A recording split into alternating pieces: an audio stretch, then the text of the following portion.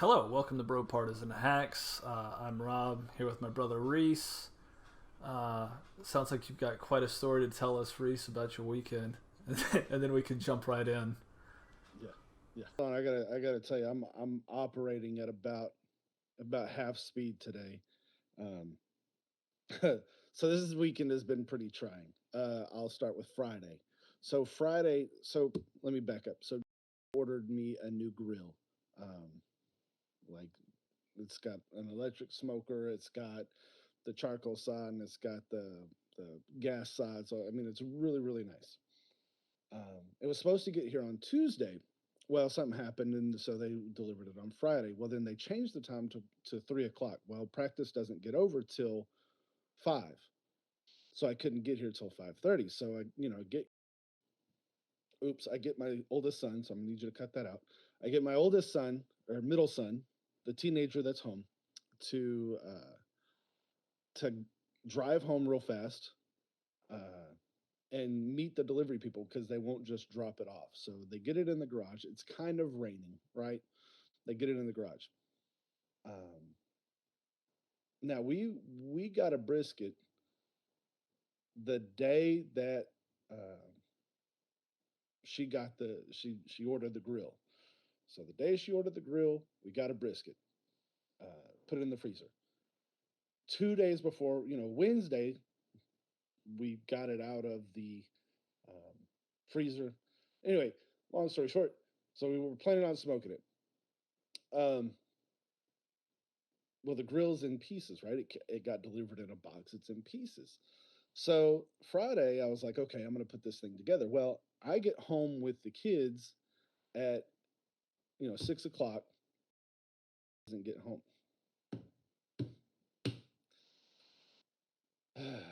My wife doesn't get home. Uh, Good gravy. My wife doesn't get home until 8 or 9. Then dinner, then bed, and then I start. So I start on the grill at 10:30. I'm up till 4, and I still didn't finish. Now, I also have my wife told me that I was to get the piano out of the garage um, this weekend. Like I didn't have a choice. It was do or die. It's yeah. It's so yeah. So I've got some varsity players coming over to help. Well, I've got shit everywhere. I've got, Christmas stuff still in the garage. I've got stuff everywhere and I've got to clear the path, right? So I'm up at 9 o'clock Yeah. getting it. Yeah, so I'm up getting everything ready. They get here. Well, one guy, he cancels. So I had 4 guys coming. Now I'm at 3. It's going to take 4 to get this piano up the stairs. It weighs 10,000 pounds. It's 100 years old. It's that piano from our grandparents' house. Yeah. Oh, Yeah, yeah. yeah. So it's old, right? And heavy. Real wood, the whole nine. So I'm pretty sure my back is broken at this point because we get it up the stairs. I'm in there. It's when I shouldn't have been. Um, get that done. As soon as that's done, they leave. I finish the grill, and my wife wants to redecorate upstairs. So now, because we put the piano upstairs, now we have to move all of the furniture. Yes, this is all going on. So we're moving furniture till about 10 o'clock again. So it's 10 o'clock. Now this is all last night. So now um, we want the brisket today. Well, brisket takes like 18 hours to freaking smoke, right?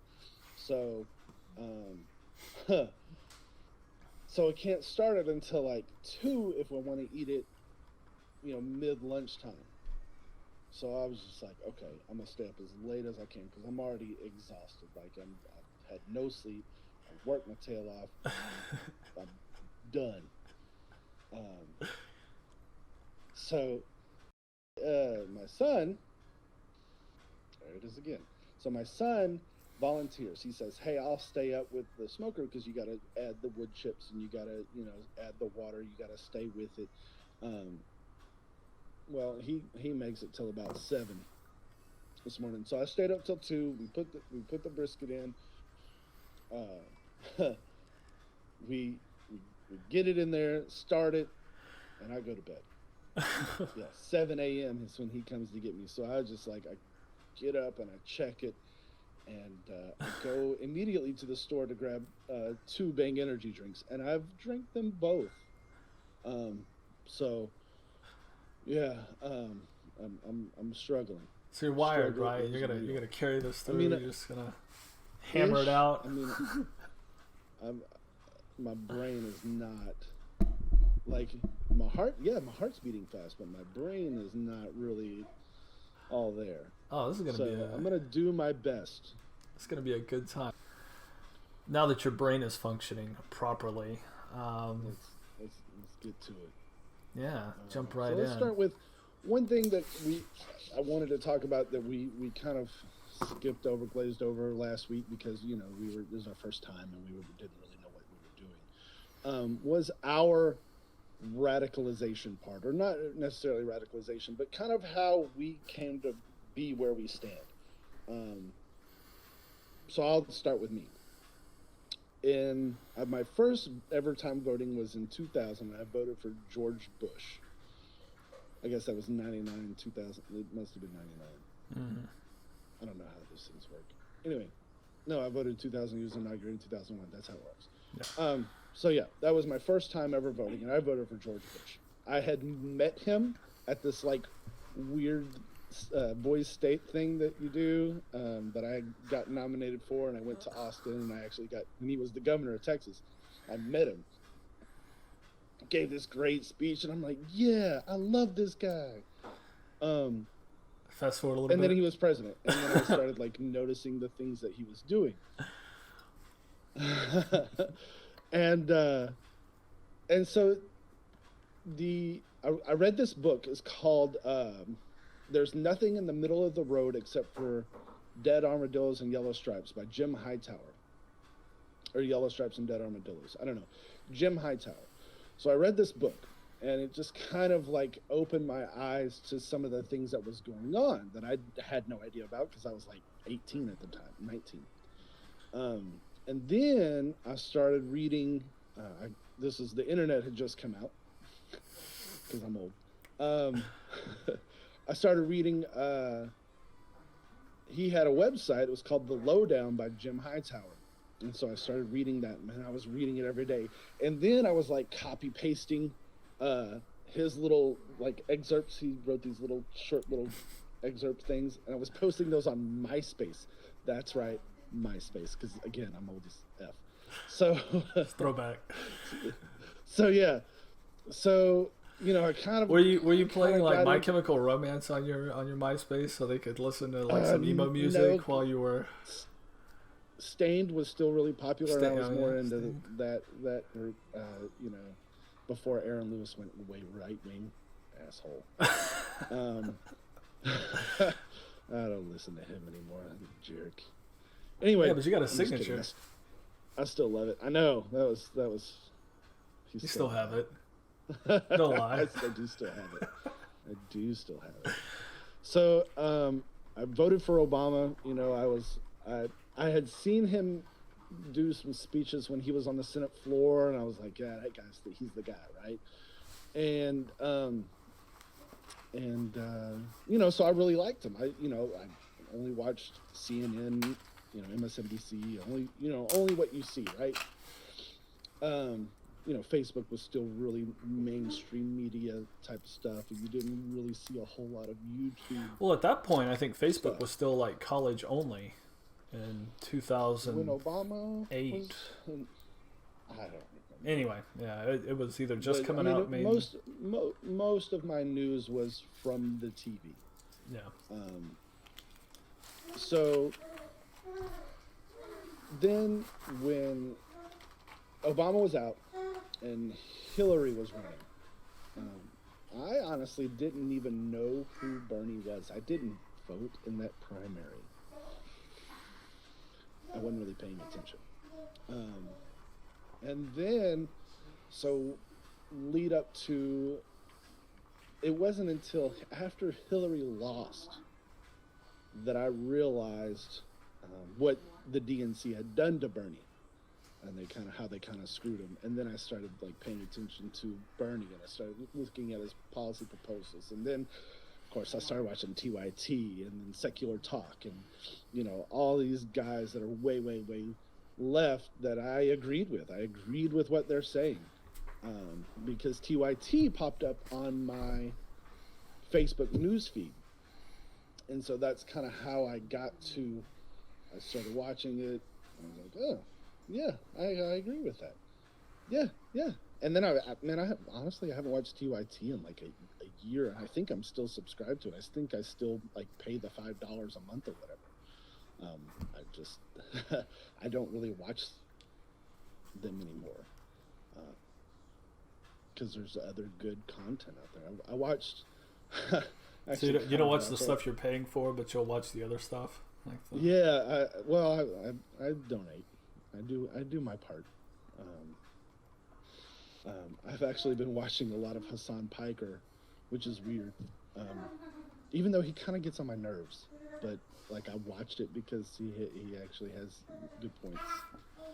Actually, I watch a lot of guys that get on my nerves, but they make good points, so I keep watching.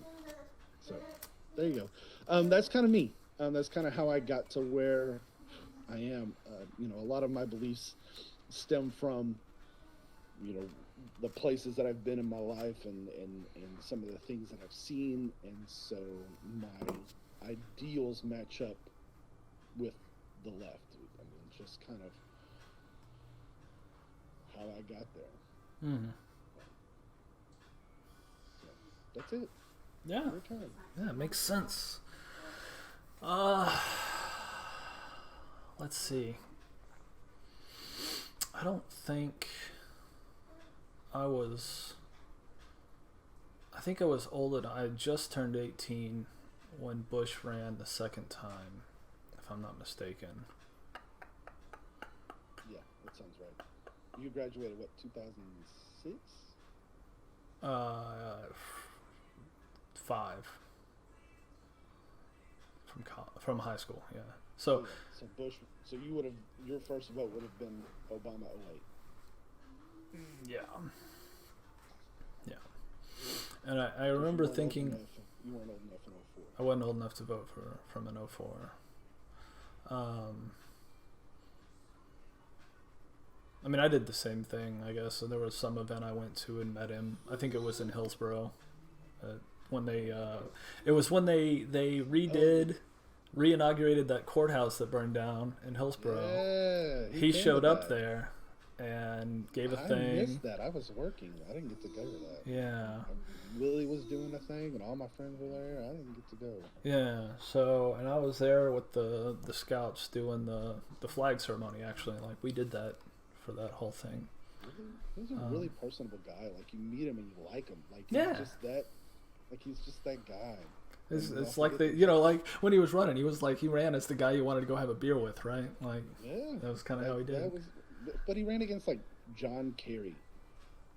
Right. So I mean, you know, and then so you got this jovial fucking, you know, and you forget he's a fucking war criminal. Like you just forget. You're like, oh, that guy killed millions of civilians or hundreds of thousands, whatever. Millions. He lied to get us into a war. He's a war criminal. But he's like so likable. You're like, oh, hey, little guy. Hey guy. Oh, but also we gotta go, you know, have a never-ending 21-year war. Yeah. Coming up on it now. Anyway. Coming up on it. Holy beans. Yeah, so I guess that's like early childhood, and I was kind of like the default liberal, I guess, you know. Spent most of my time watching. Do what? Not really paying attention to what's you know, you hear the things that are like, hey, you know, isn't it good that we like want to take care of people? And you're like, yeah. And they're like, great, you're a liberal. Like, you know, the conservatives hate everyone. Like, this is how it is. And so, like, I was kind of raised. That is true. I mean, you know, but that is how they tell us anyway. So, I mean, it is. But, you know. So in 2014. So I didn't pay attention at all to any of this stuff. And, you know, I would live my life on the internet, playing games, doing whatever. And in 2014, the, I don't know how much you know about it, but the Zoe Quinn saga, the Gamergate thing, happened. So you told me about it, but like it doesn't register with me. It doesn't register, right? So again, this is somebody who at the time was completely apolitical and just, you know, whatever. Voted for Obama twice. I voted for names I recognized and people who like, oh, hey, yeah, like this guy ran last time and, you know, the world's not on fire. I guess I'll vote for him again. Like, cool. I just didn't really pay attention. And so anyway, so this story came out from a guy who basically found out that his girlfriend was like sleeping around with like 4 or 5 different guys. And she was a game developer. She had written something, some of the, you know, one of the great titles of Depression Quest was one of her titles, and so it's about as exciting as you would imagine it to be, right? But because one of the guys that she was sleeping with was like a journalist for Kotaku, I believe, which was one of the major game journalist publications back then, she would get these ridiculously favorable reviews, very favorable, and then it all kind of came to light as to like why it was happening. Now, there were definitely instances of, so that happened. Okay, so this guy wrote this story telling about, hey, here's this thing, and he really wrote it as kind of like this butthurt guy who's like, hey, I'm really sad about this and whatever else, and she's sleeping around on me and I'm upset about it. And so everyone kind of took it as that, but it brought into question the ethics that were kind of surrounding this idea of like media journalism for video games. And because I'd spent my whole childhood playing it, playing the games on different consoles and different things, I kept up with everything. I had bought games based on bad reviews or inaccurate reviews, and so I had myself gotten screwed. And at this point in time, I was basically just watching people on YouTube and not reading any of these like syndicated or paid outlets. Yeah, I remember that. Yeah. Quit looking at those things. Yeah, I just quit looking at it because they were trash. They would give you a game that was like incomplete, buggy as hell. You know, it wouldn't work on your machine. And they would be like, yeah, 9 out of 10. This is a great game. This is the best game you're ever going to play this year. And then you look back at the contracts for the kids. Yeah, you look at the contracts that these people like, oh, well, this guy went on like a vacation to Maui and spent 2 weeks on the beach in Hawaii, you know, after he wrote this game review, and then this thing is trash, but it was this, it wasn't a vacation. He was doing a conference with these people and for 2 weeks, and like, so they were having these massive paid vacations. So it was a huge ordeal with like, from my perspective, as far as like, hey, this isn't right. You guys need to fix this. There's this famous picture from like years before in 2012 where you can look it up, and it was like Dorito Gate, where this guy is doing the video game awards, and he's got his product placement of Doritos next to him and the Mountain Dew sign on this side, and he's sitting there talking about video games, and there's no games anywhere like around him. He's just got like product, you know. Yeah. And you're like, how much money did this guy take for this? And so it's kind of been an ongoing thing, right? And now here was evidence, here was proof that like, hey, this relationship between the developers and the publishers isn't right, and the critics, you know. And the point that I started paying attention was when everything got censored. Every mention, every story, every single reference was completely removed from all the Reddit subreddits, everything. They censored 4chan with this thing. So they went in and they were banning people off of that board for even bringing it up, saying anyone's name, anyone who was involved. So everything got like heavily censored. And I remember like reading these things about it and seeing it, and at this point it didn't get censored as much on Twitter for some reason or another. I mean, they had the ability, they were more than capable of doing it, but they allowed a lot of the more heinous threats and like, you know, people coming out there like, oh, you know, just the most heinous, toxic, you know, behavior you could possibly imagine on like Twitter, and they were allowing it to be directed at these people who were like saying, hey, look at all these, you know, toxic men or whatever that are like going after it, but yet they censored like more serious discussions that were happening on other websites. So they let all the attacks happen, but then they censored like, hey, here's the problems that we have in games journalism, and here's all this other problems in journalism itself. But we're going to let all these attacks happen, and this is fine. So we can use this as ammunition against the people who actually have a problem with something. And that's just kind of the way it came off to me. And I don't know if I've talked about it before with you, but maybe our audience doesn't know. There's something called the Gellerman or Mangel effect, Mangel amnesia, where it's like if you read a news story about something that you know about, like you're intimately familiar with, say in this case for me it was gaming and the gaming culture and all the stuff on the internet. I could read these articles and look at it and be like, well, this is a lie, this is a lie, this is a lie, and this is a lie. These are all untruths that are sprinkled throughout this article to paint a picture of what the author wants to tell you. And the amnesia effect is where you think that, hey, you've recognized the lie in this one article, but then you go and read the next one and expect them to be telling you the entire truth.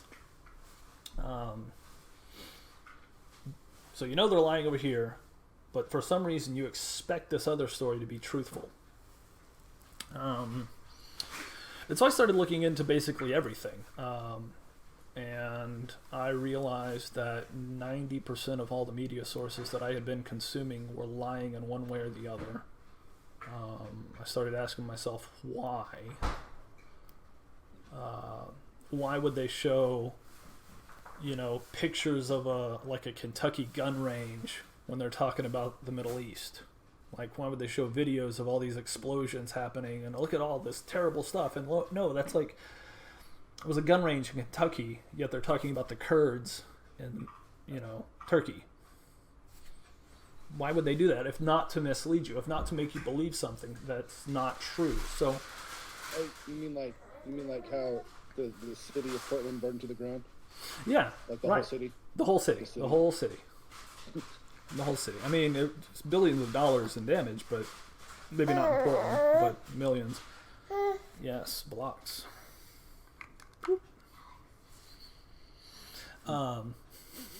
Sorry. Yeah, so it's kind of like that, and everybody's doing it. Everybody's.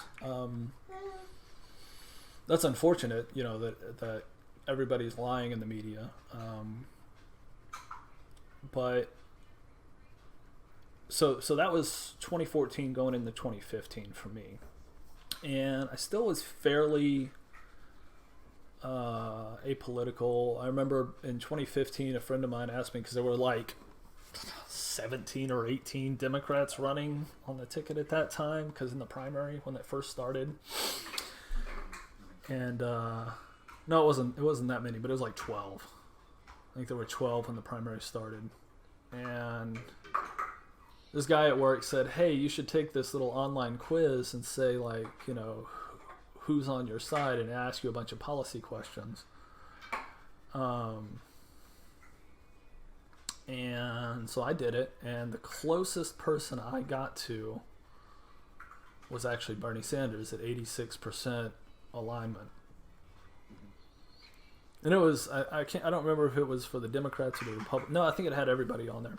And the weird thing was the second closest person was a Republican. I don't remember if it was Rubio or Cruz at the time.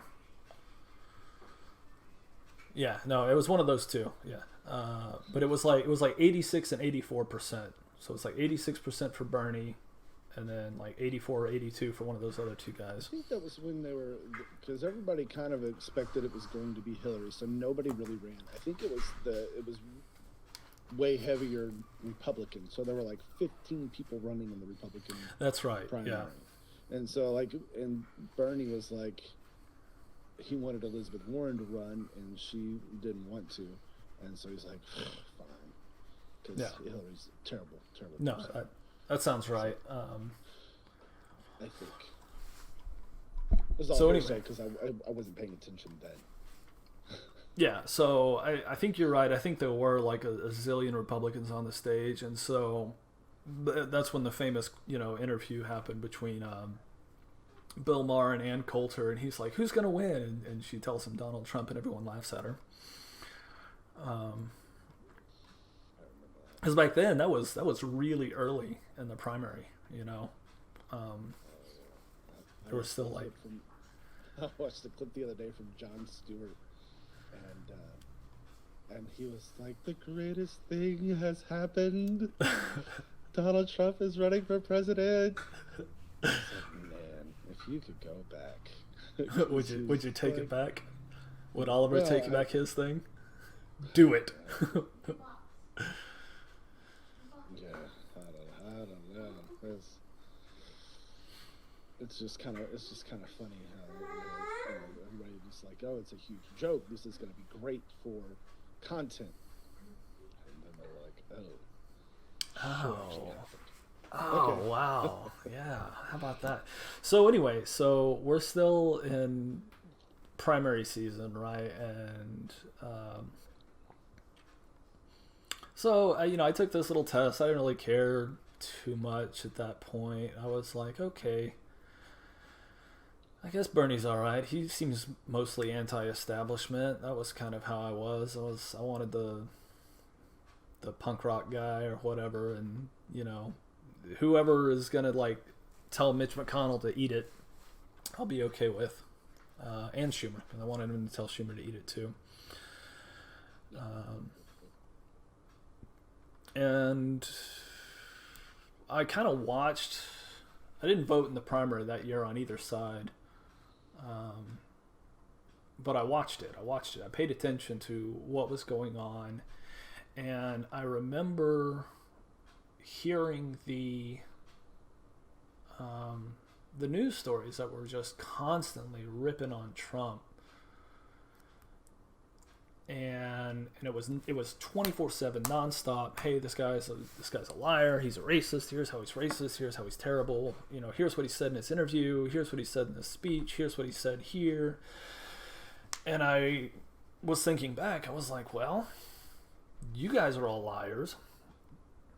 Let's go source it. Let's go watch it.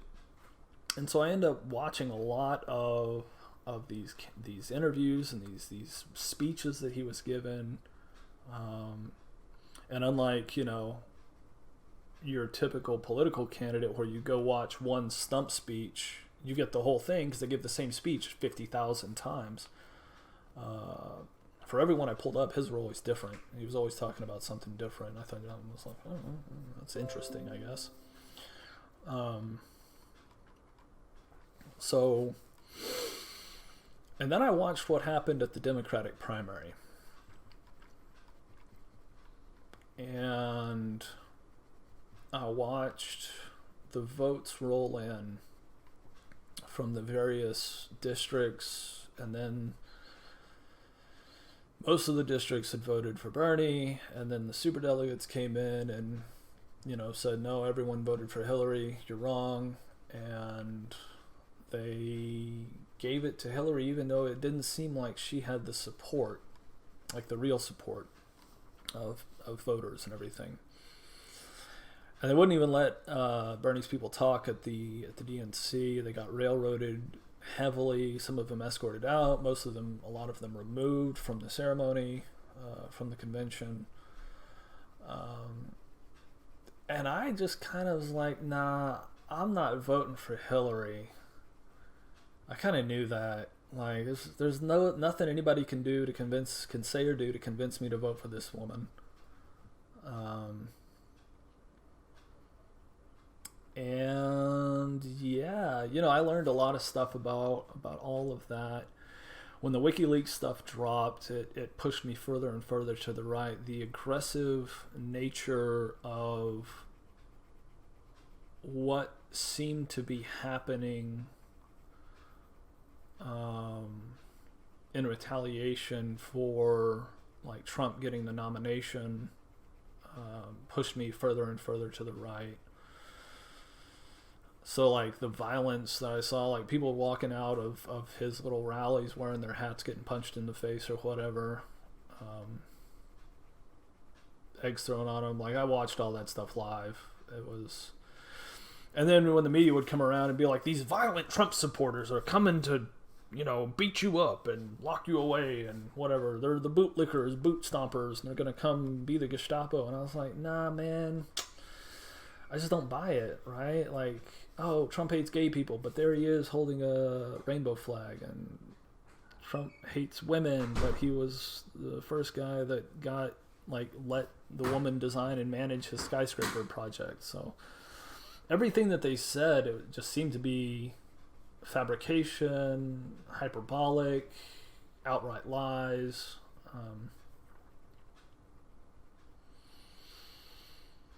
Yeah, and I started reading a little bit more about different economic policies. I can't point to you to one name like you had, but it was more of an amalgamation of ideas that I came across and internalized just over the course of this last 5 years, watching all of these things happen. Reading up and kind of learning about media manipulation, social engineering things, the way that consensus is created.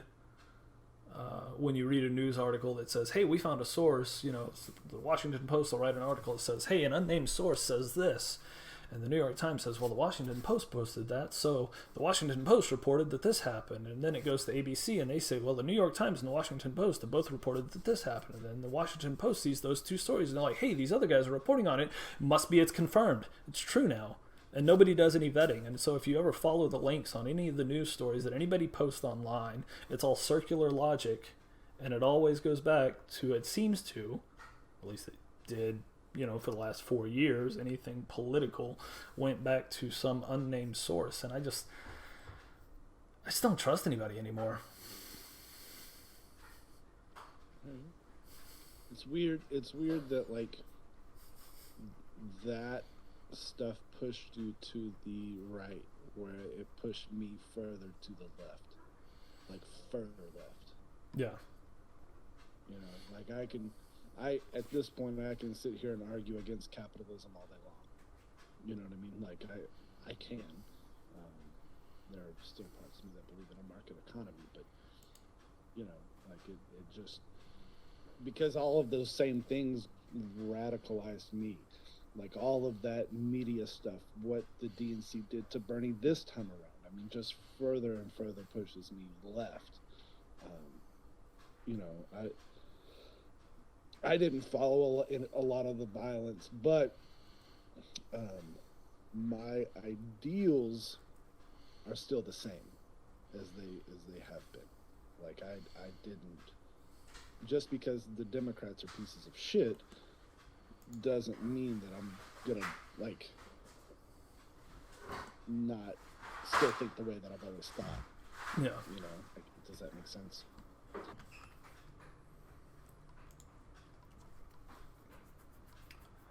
All right, so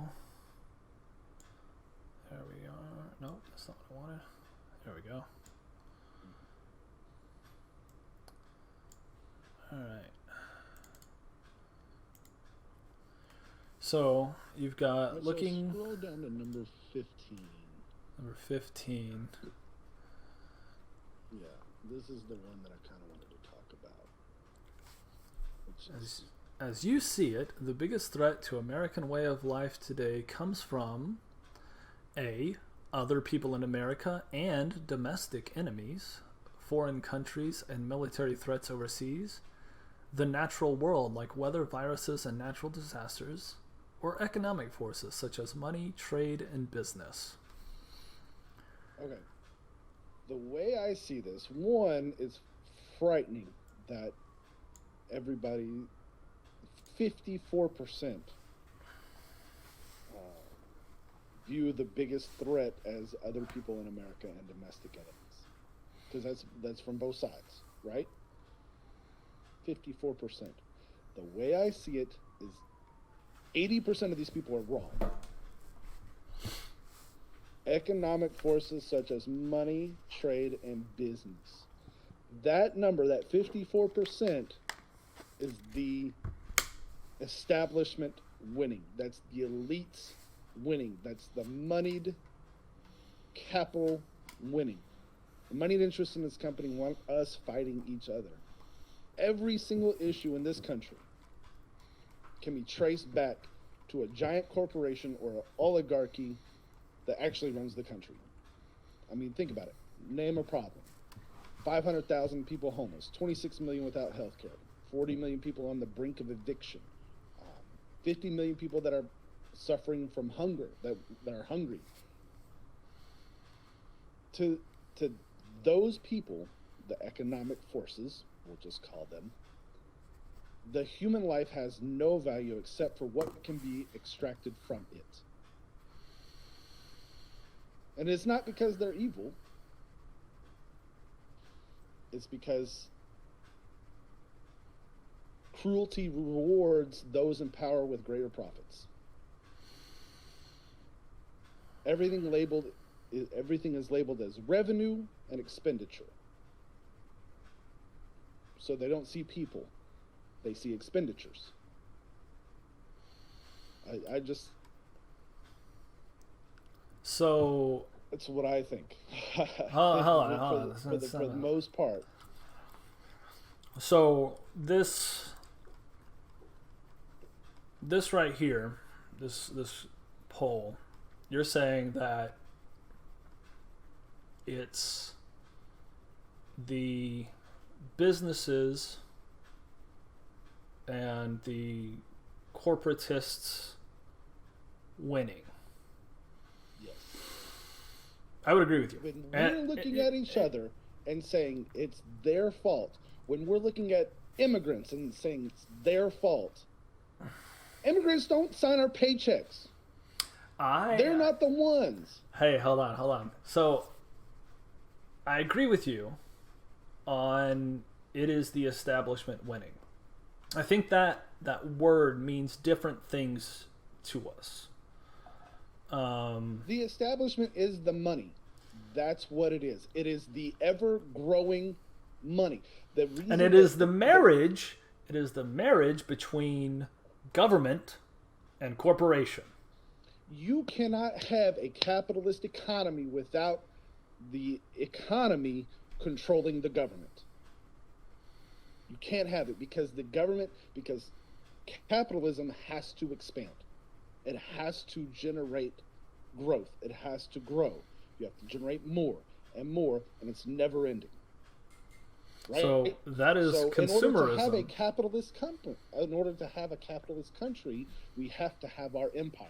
And this goes back to what we talked about last week, in that our empire is being threatened, and therefore our growth is being threatened.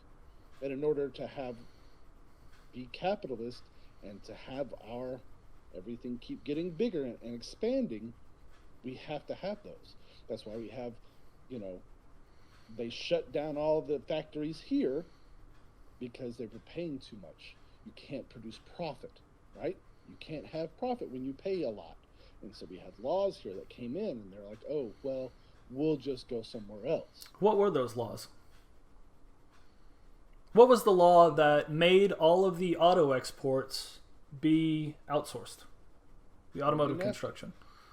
NAFTA, of course. So it was really the free trade agreements that all those corporatists that you say, and yes, they were on the conservative side, but the ones that you're complaining about, were doing that absolutely for the benefit of the corporation. Now, I disagree with you on the fact that you could look at any old mom and pop shop and say, these people have been in the same business for 20 years. They're doing well for themselves. They don't have to continue growing. They haven't franchised. They haven't expanded. They haven't bought a third location or whatever. Like, they are doing well. And it is okay to do well. Economy. What you're saying is greed. The absolute vulture capitalist at its worst possible outcome is ever expanding. It's ever exploiting.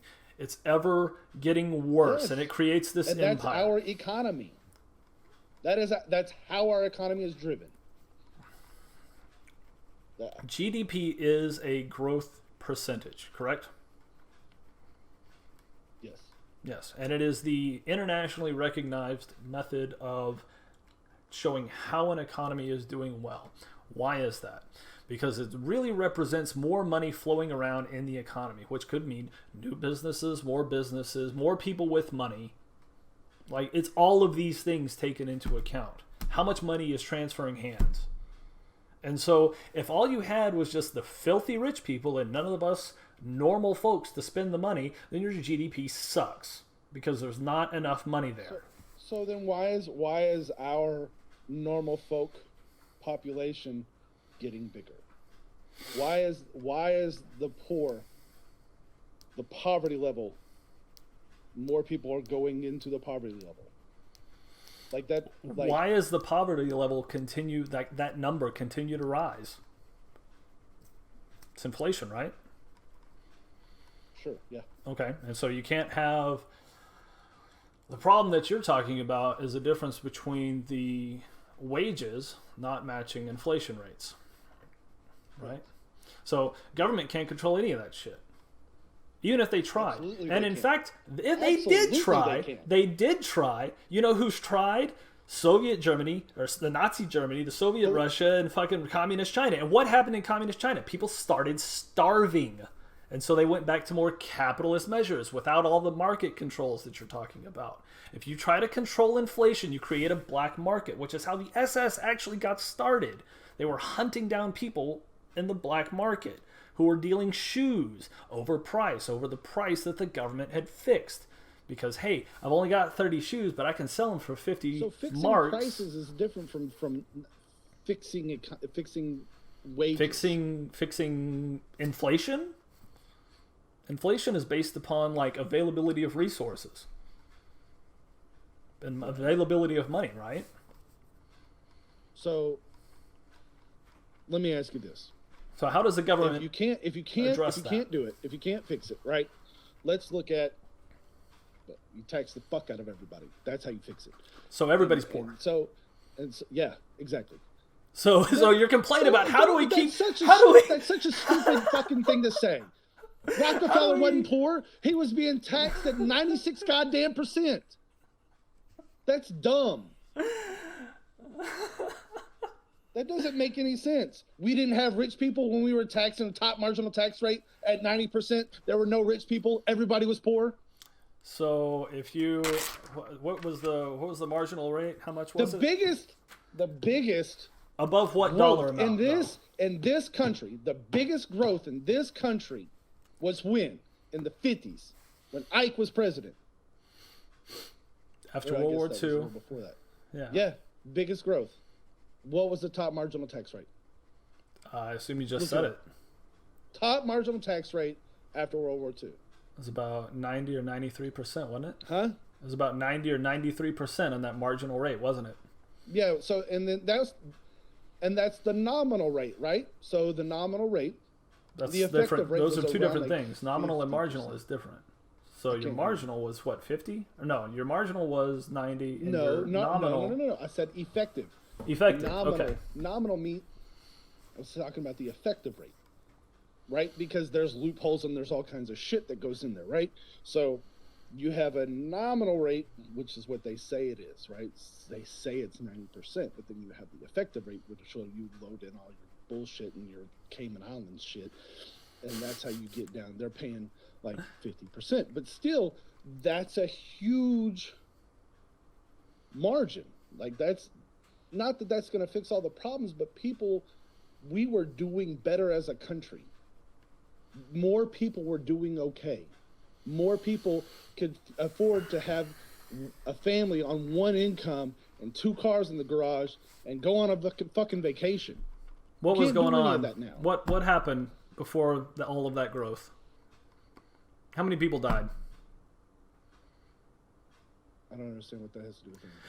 How many people were in the labor market? So you're trying. No. You gotta. I let you finish. You need to shut up and let me finish. Germany was out of it. Japan was out of it. But that has fuck all to do with it. No, I'm talking about Americans. Americans. How many Americans died in World War II?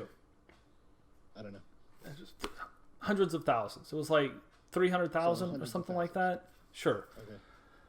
So those are people that were in the labor market, that are at fighting age, that are no longer available to be in the labor market. So what do you have? You have a labor shortage. That causes wages to go up. When you have a labor shortage, wages increase. It's just the fact of life. That's your fact of capitalism, if you will. That's your supply and demand right there, in action. Hey, we've got to hire this guy. There's 3 other companies competing for him. We need to offer him more money so that he comes to work for us. So this idea, when Bernie Sanders was saying that illegal immigration was a Koch brothers conspiracy, he was absolutely right. Why did the factories leave? They had a surplus of people. Why'd they leave? I suppose it was because of not the wages and benefits laws here in this country. It was cheaper to go and pay somebody in Mexico because you no longer had to pay tariffs to bring the goods back into the country to sell it to the Americans. So you had no incentive to keep the factory here. Right? Yeah. Profit. Yeah. That's the word you're looking for. Profit. Greed. Profit. I don't disagree. That's what that is. Profit over people. You still haven't answered the question of how you fix inflation. How can the government control inflation? In any economic style.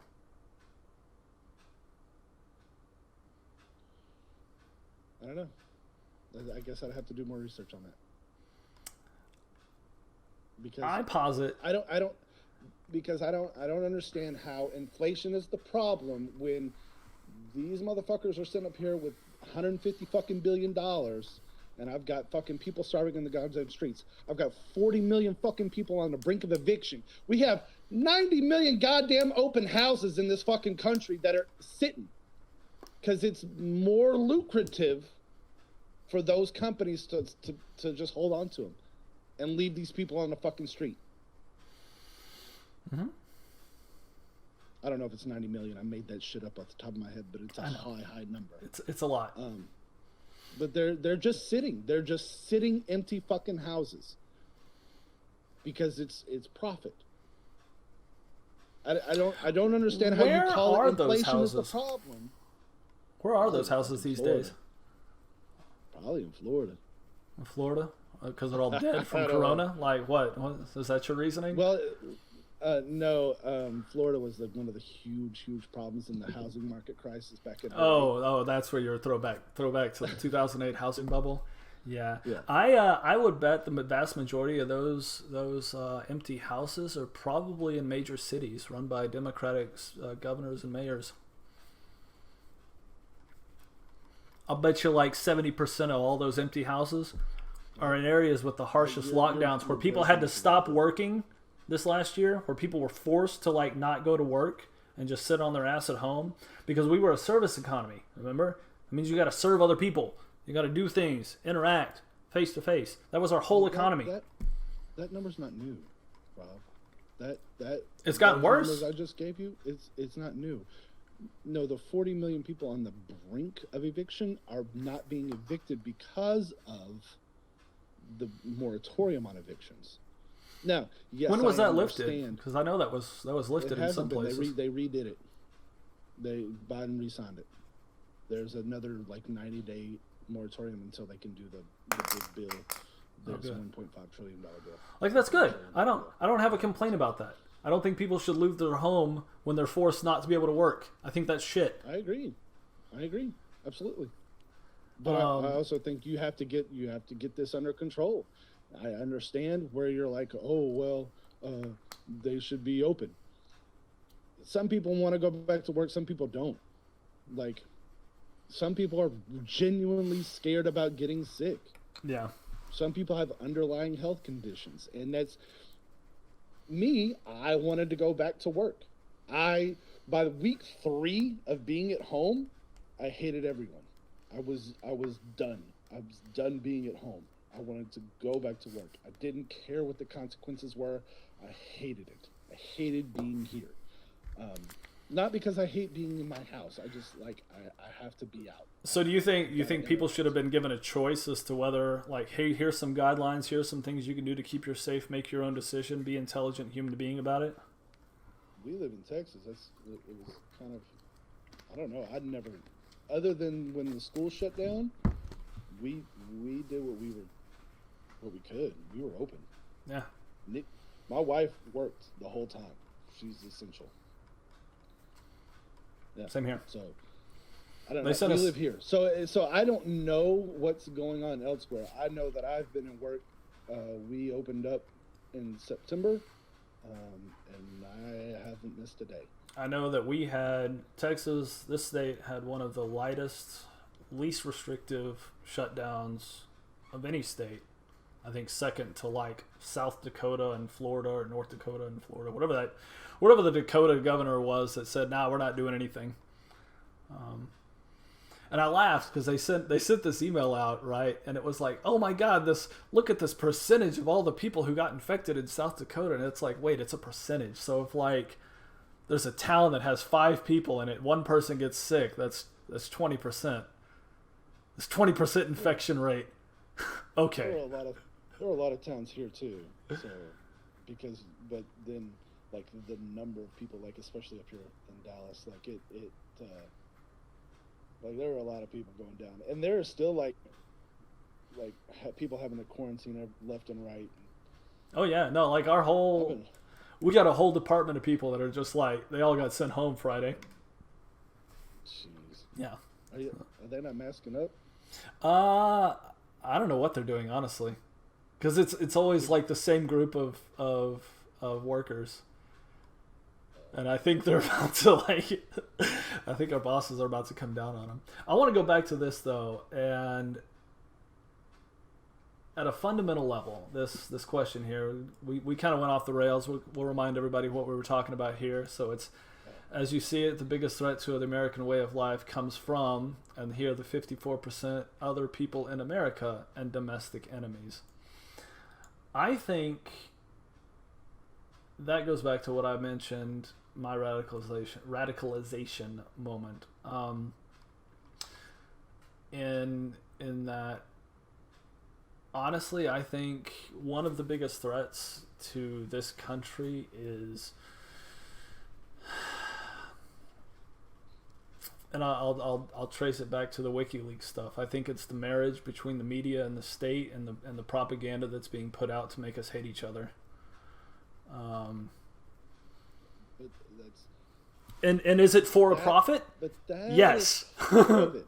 That is part of it, because it is all designed to build profit. The media is controlled by the corporations that advertise for them, with them, right? They so then buy what advertising spots. Is their end game? Did you watch any of the, say that again? What is their end game? Like, what's the purpose? What is the goal to make us all hate each other? Like, what are they trying to do? Because we're not looking at them. Because when we all come together and realize who the fucking enemy is, that's when the proletariat rises up. I think I'm telling you the shit is coming. Oh yeah. Because it's funny, because we do have the same enemy. The enemy is the establishment or the media. But who controls the media? Who controls the state?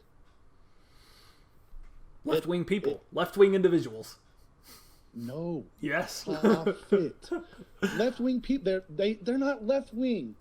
They pretend to be left-wing because it's profitable.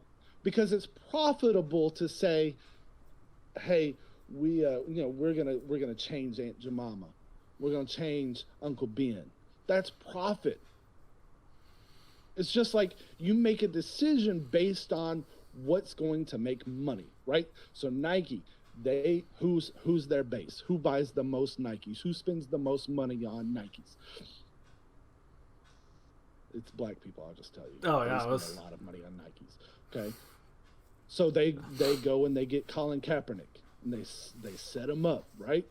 Here, we're gonna give you all this money. We want you to be our face because who's gonna be upset, right? The right wing. They don't buy fucking Nikes anyway. They goddamn buy New Balance, right? They're not going out buying $150 fucking J's. No, right? So they make a decision based on what's going to be profitable. So you say left wing, but it's not. It's not left wing. It's profit. So then, it's how do you is profitable? So how do you square? I want to ask this question because you're going into profit. How do you square the Democrats and the left politicians trying to increase corporate profits through illegal immigration over the last few years? How do you square that as a left-wing position? So if the enemy is the corporation, and this is the economic effect, they sell it to the left by humanity. Okay, humanity is, we want people to be here. It's, whatever, right? But it's cheap labor, right? So you sell it this way, but what it is cheap labor. So if you, instead of having them be illegal, bring them in, you figure out an easier, quicker path to citizenship. They pay taxes like every fucking body else. And then they get the same wages as everybody else. Why did Bernie change his mind from this immigration was a Koch brothers conspiracy to, hey, we need to accept everybody in the world? I don't know.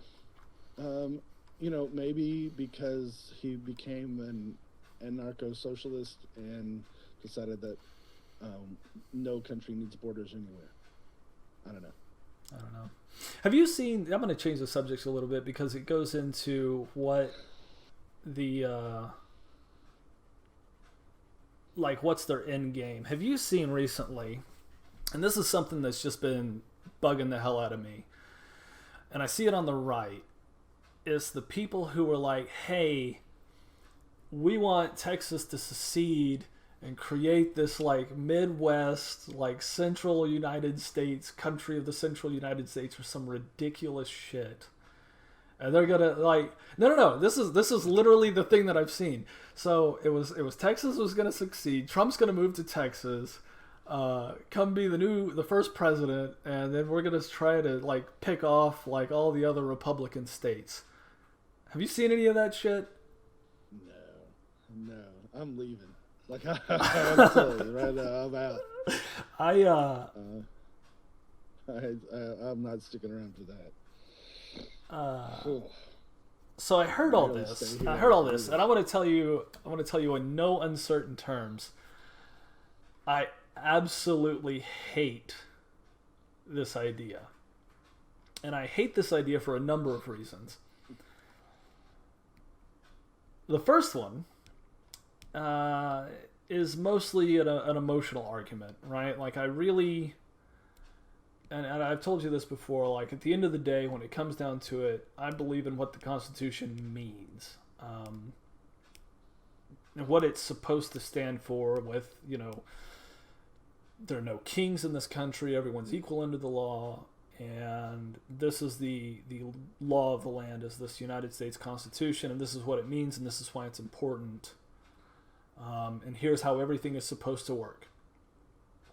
I really do ultimately believe in that. Now, do I think we've gotten away from how it's supposed to work, how it was originally intended through court cases and evolution and progression? Maybe a little bit. That argument could be made. It's not really pertinent to what I'm trying to say. I think it works, and you shouldn't mess it up.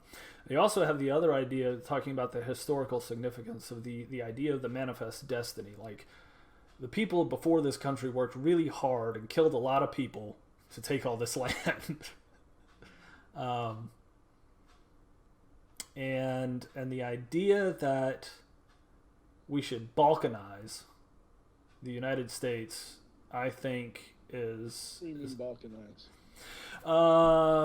Break up into a lot of different parts. It's what happened in the Soviet Union when it fell, and you got the Balkans and the Balkan Peninsula, and basically all those little bitty countries that the USSR took over kind of became their own thing, which brings me into my second point of why it should never happen here, is the effect that it had on those countries. Now, granted, a lot of those countries were kind of poor, and they were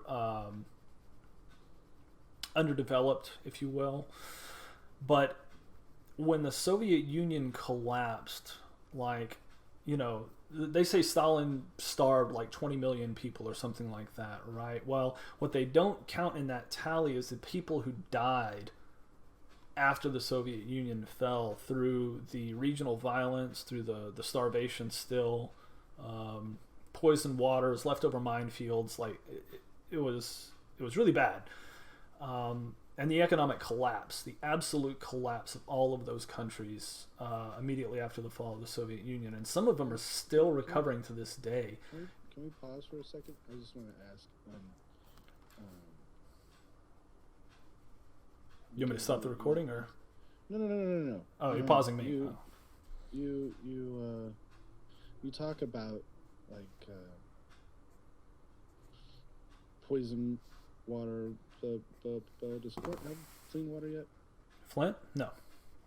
They put filters in everyone's houses. That's what they did for their Band-Aid. Okay, sorry, keep going. No, so that's still the thing, and I don't even know if they've hit all the houses yet. But that, I think, was something I saw where they had gone in and put in filtration systems on incoming water to every house. Jesus. Yeah. Something. It's something. It's a terrible Band-Aid. That's what it is. So anyway, balkanization. Yeah, so the complete economic collapse of basically all these different varied regions that would happen. Stops in trade, economic collapse, difficulties, and the stock market would really just become obliterated overnight if that were to happen. You want to talk about a Black Tuesday or Black Friday? What was it? Black Friday? Yeah. Whenever it was back in the early 30s, late 20s. When was that? What are you talking about? Beginning of the Great Depression. The Great Depression? Yeah. It was in the 1930s. 30s, yeah. Because it was after the Roaring 20s. Right. I want to say it was like 32. When they didn't tax the wealthy. No, that's not what caused the Great Depression. I didn't say it was what caused the Great Depression. They just didn't tax the wealthy. Roaring 20s, they didn't tax the wealthy, and then we had an economic explosion because the nature of capitalism is a boom bust cycle. And then we pay for it, just so we pay for it. So that's it. You're really quiet now. Because we socialize the losses and privatize the profit. I said we pay for it. Whenever that happens, the boom bust cycle, every 7 years, when the stock market goes down, we pay for it. I think you're misconstruing a lot of what I think with what someone like Mitch McConnell thinks, or someone of that nature. Yeah, I don't like those guys. And it doesn't surprise me at all. But that's my point, Rob. Is that I'm sorry. It didn't surprise me at all when they took a Bernie tweet about, I don't remember if it was about healthcare or if it was about spending money on Americans. But they basically stuck Trump's name on it, at real Donald Trump, and like passed it around as like something he said, and they sent it to all his supporters. And his supporters were like, sure, I guess. Okay.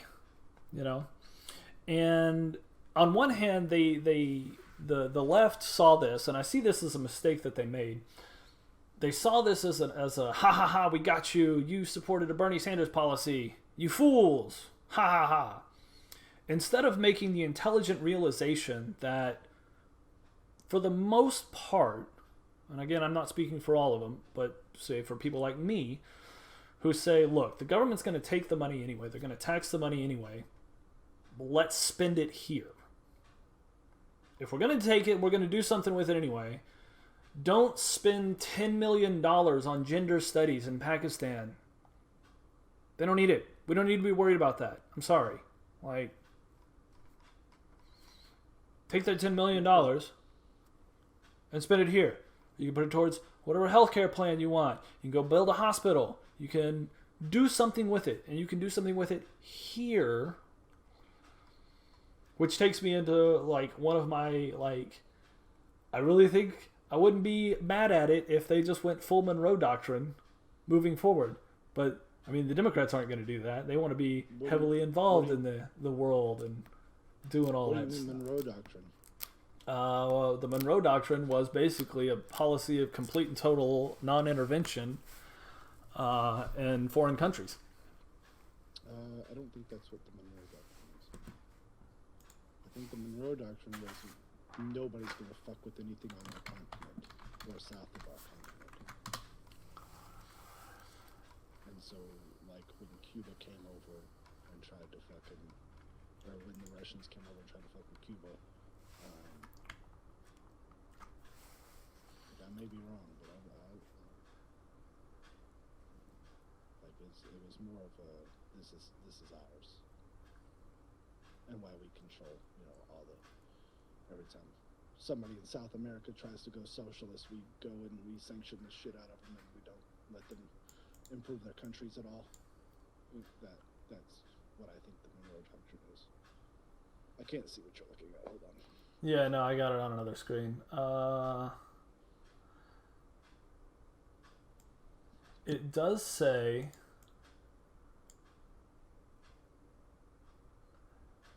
yeah, it looks like you're right about that. So I'm misquoting that. My bad. I think what you're talking about is Oops. Who was the president before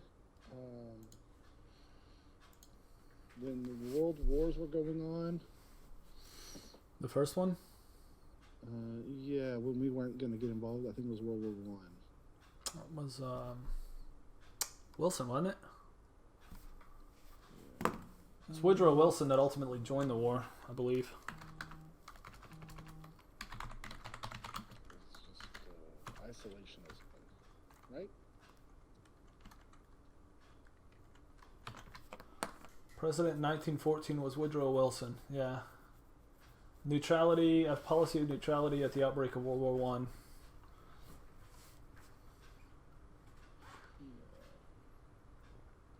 Yep. And he was ultimately responsible for the first iteration of the United Nations. And then they decided they were going to, like, punish Germany and Austria.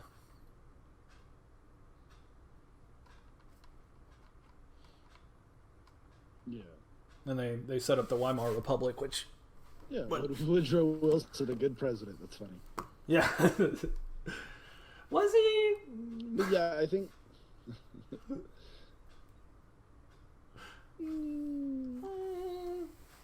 So, American isolationism...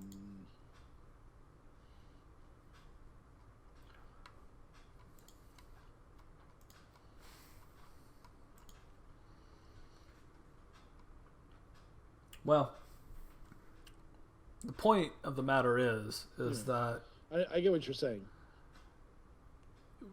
The Trump voters know they're going to get taxed. They know that the money's going to get spent somewhere, and they would much rather it just be spent here. The idea of this that they sold to that Trump sold to these people, to me included, was this idea of America first, and it's not like, hey, screw everybody else. It's like being on an airplane. You know, you got the small child next to you. You put your mask on first so you can take care of yourself, and then you make sure that they're breathing, right? So you can't help them if you pass out, kind of deal. And if we're burning our country down around our ears, I mean, how are you going to do anything else with that? So did he do any of those things that you thought he was going to do?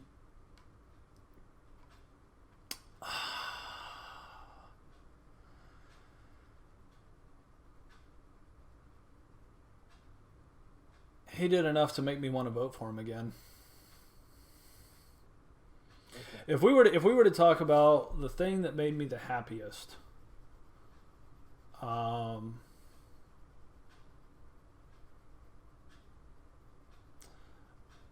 thought about this, and really the number one thing that I thought I liked the most, and it's twofold. It's foreign policy. Not getting in a war with Iran, and stiffening up trade protections against China.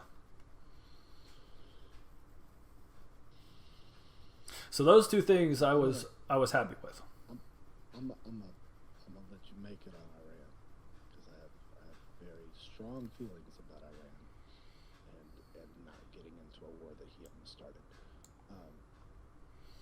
because he almost started that. That was all of that was on him. And I could be wrong, okay, but from what I read, Iran was following the rules of the Iran deal that Obama set up.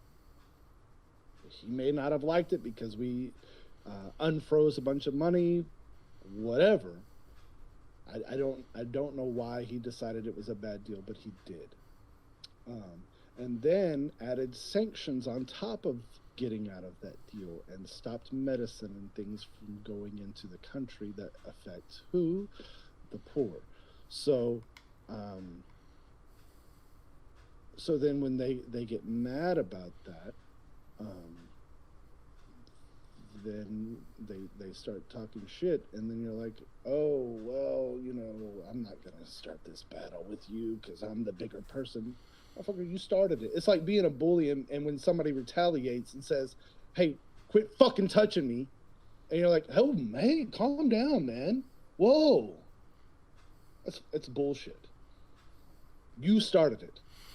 I think you're under the impression. Pick. That's what happens. So you're sure that all those medical supplies and money was making its way down to their poor people? We sent it to their government, and they just acted honorably with it? They were blockading the shipments. It wasn't going to the government. We were fucking blockading things. We were stopping shipments from going to the country, no matter where they were going, whether they were going to the government or to a fucking hospital.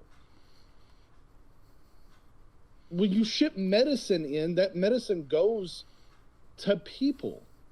It's like, I think it was fucking like diabetic medication, like fucking insulin and shit. And you just didn't care about the reports of them. Was it Israeli propaganda that was the reports that I was saying? Was it just Israeli propaganda that was showing that they were trying to manufacture weapons grade radioactive material? So was that just Israeli propaganda then? So when the UN says they weren't, yeah, probably. And I don't trust Israel at all. They're fucking committed to goddamn genocide as it is. So they live in an apartheid state. They're a fucking racist country. I'm sorry. So yeah, maybe. Probably Israeli fucking. I'm asking. Yeah, I mean, I'm just saying the UN said that they were complying with the deal, and you're not going to create nuclear weapons without an above ground facility. I don't think you can. Yeah, you can. You can't create nuclear weapons underground. Oh, you can. You know that you've made them before. No, but I know the science behind it, and I've taken enough nuclear engineering classes to know the answer to that. The answer is yes. Okay. You know, there's no reason that you have to have it outside. You have to have a centrifuge, and you have to have enough radioactive material to isolate the isotopes in the way that they were doing it. Okay. So who's been the most irresponsible with weapons? What country in the world?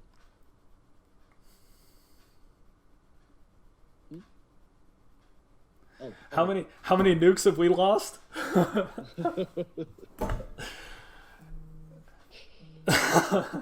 Just saying. Just saying. In any case, man, we've gone a long time. Yeah, we're at an hour and 20 right now. Do you want to talk about? Okay, so we talked a lot over the course of this week. Do you want to talk about intersectionality?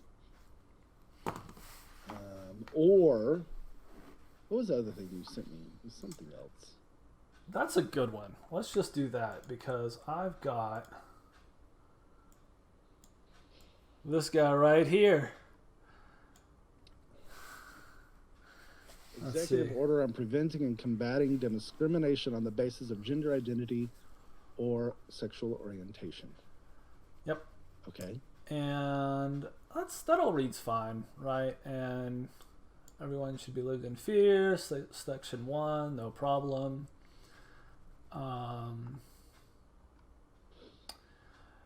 to be honest, I don't really, with the way that this is written, I don't have reference to a lot of these legal references. I'm not completely sure what these are referencing, what these are taking into account for.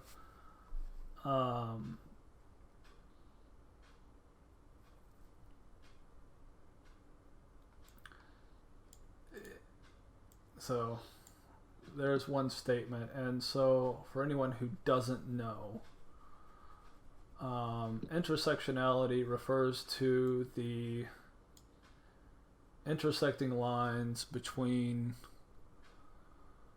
the oppression that a black person might feel and the oppression that a gay person might feel, or a black woman might feel. And a company would say, well, we hire black people and they hired a black dude, and we hire women and they hired a bunch of white women, but they never hired a black woman. And so that would be a violation of the intersectionality of these two oppressed groups. A person who is a member of these two oppressed groups. Is that on track with your understanding of that, Rhys? Sort of. I mean, it's really just a way to describe society. I mean, I've never taken a sociology class, or I don't have a degree in sociology, but it's really just a sociological descriptor, in that you can describe oppressed and oppressors. Now, I know that's a hot button topic for a lot of white men, especially fucking right men. So when you say oppressors, just whatever. So let me give You're talking about kind us. of an example. That's what it is, right? That everybody can kind of let me give you an example that everybody can kind of understand. I can't. You're breaking up a little bit. I'm sorry. Doesn't matter. Go ahead. There you are. Okay. So you are a gamer, right? So you are aware of the Chad or the Bros, right? You know who they are, right? So you know that when I've never had this problem because, look at these eyes, like whatever. But you know that when a Chad doesn't have the same problems talking to women or addressing women as somebody who in the incel or the gamer community might have, right? And so when they have a natural, through no doing of their own, leg up on talking to women, would you agree with that? Being physically attractive and socially confident gives you a high leg up, yes. Right. So they didn't do shit. They didn't make themselves whatever, right? They just have the naturally chiseled chin. Maybe they worked out, and so they've got the abs and the six-pack. And then they go up to one of the little guys, and they're like, hey, I noticed you've been having trouble with the ladies. All you got to do is talk to them and be yourself. And the fucking gamer guy is like, hey, fuck you, buddy. Right? Look at you. So the Chad has committed a microaggression. Or they would view that as, like, because they don't understand where the struggle is. Right? They don't, like, they're looking at you like, all you got to do is just talk to them and be cool. Be yourself. And so that is a recognition of a power level or a power structure or a leg up, right? So where it intersects, right? So there's your power struggle. So that's an example of oppressed and oppressors, or whatever you want to call it. Now, would I say that I have more power or have an advantage over a guy that's missing a leg? Yeah, I got two, right? I'm doing fine. I can walk on my two legs. What if that guy has $5 million? Does it even out? I still have the advantage of two legs. So that didn't go anywhere, right? He has more money than me, but but he's still missing a leg. I mean, if he's got enough money, he could buy one. Right, but he still has to wear the prosthetic. He's got to, it's not the same. You know that. Yes. I would imagine. I've never been legless. I've got two of them. So I can't imagine that it's the same. I don't think it's the same. But so he has an advantage in that he's got a lot more money than I do. But I have the advantage of two legs. And so I think that's just what intersectionality is just the recognition of struggle, the recognition of the different struggles that people have. Now, the other thing is, white men stick together. They lift each other up. They meet at the club. They go and over the course of history of this country, they have bettered the life of other white men. And so intersectionality is saying, look, these are where all of these different people can help each other out and lift each other up because they intersect. That's my understanding.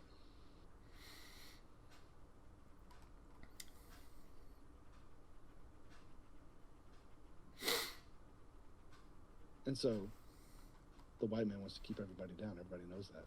Of course. And if they all come together, then we're fucking assed out, right?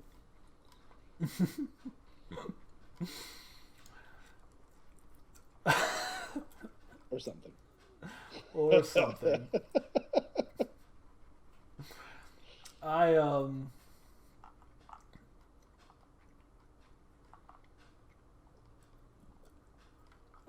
I'm not sure. I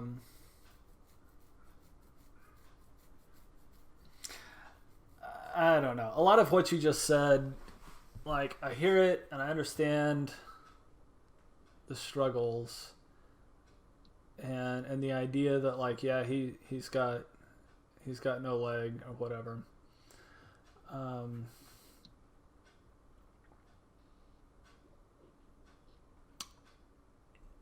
maybe he was born without his leg. We'll just say he was born without his leg to cover our bases here. Everyone, and this is kind of my thing about it, and in general, everyone has struggles. Yeah. Like, and it doesn't matter but the difference is, if you got a leg, or is, 2 legs, or you're black, or you're white, or... It does, though, because being white, it gives you an advantage. I'm sorry if you don't believe that. It gives you an advantage. I think we both had because the everybody advantage. Struggles. Everybody struggles. Everybody struggles. We can agree on that. Everybody deals with shit. But I've never had extra struggle because of the color of my skin. Yeah. I've never been pulled over by the police because I looked funny in the car that I was driving. I've never been followed in a store. That's not true. I have been followed in a store, but it's when I was a kid and I was doing some shady shit. I was like, you kind of look like a gangster when you were younger, so I don't believe that for a second. But, I mean, even then, so I'll tell this story real fast. So I got 2 stories to tell. One, when I was 18 years old and I was driving from Lubbock and I was taking the back roads to Whitney to go visit friends. So I was driving on the back roads and I was driving a 2004 Mercury Grand Marquis, right? I remember that car. Who drives Grand Marquis? Drug dealers and old people, right? That's it. Those are the people. I know where you got yours, so I mean, that's what teenager number 2 down here is driving. Anyway, yeah, he's got one. That's a 2013. Anyway, so I get pulled over, right? I'm trying to get him pulled over. I get pulled over because I was speeding or whatever. I wasn't wearing my seatbelt. I don't remember. But they brought the drug dog out. I didn't get handcuffed. I didn't get set on the curb. They brought the drug dog out and they walked around it. They looked in my trunk and then I was let go. That story and this is in like BFE, right? That story plays out different if I'm a different skin color. Let's be honest, because I see it all the fucking time when I'm driving around. Second story. So I had titled the car you gave. I'm driving it. I had titled it, but I hadn't gotten the new plates in yet. So I'm driving around with no plates on the car, right? Do I need to cut his name out? Yes. Shit. So so the car that you gave to my oldest son. I'm driving around the car. I had titled it already in my name, but it didn't. The plates hadn't come in, so I'm driving it with no plates. And I think I was taking it to the shop, literally taking it to the shop. And I was driving home. I don't know if it hadn't gone through yet, but when I got pulled over, because of course I was driving around with no plates, when I got pulled over, I was like, my brother sold me this car. My brother gave it to me. Right? So you need to call him? Like, what? Right. So I shit you not, because apparently in the system, the VIN didn't even pull up. Like, it was untitled. So it wasn't in your name and it wasn't in mine yet. Right? Yeah. Weird. Yeah. Real weird. Right? So it was just a weird situation. The cop literally says, well, you don't look like you stole this car. You can go on. Get you some.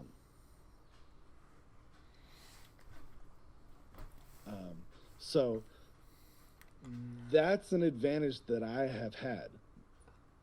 You remember, I think the funniest one is when Dad was going like 110 or something like that, gets pulled over. He's like, oh yeah, yes.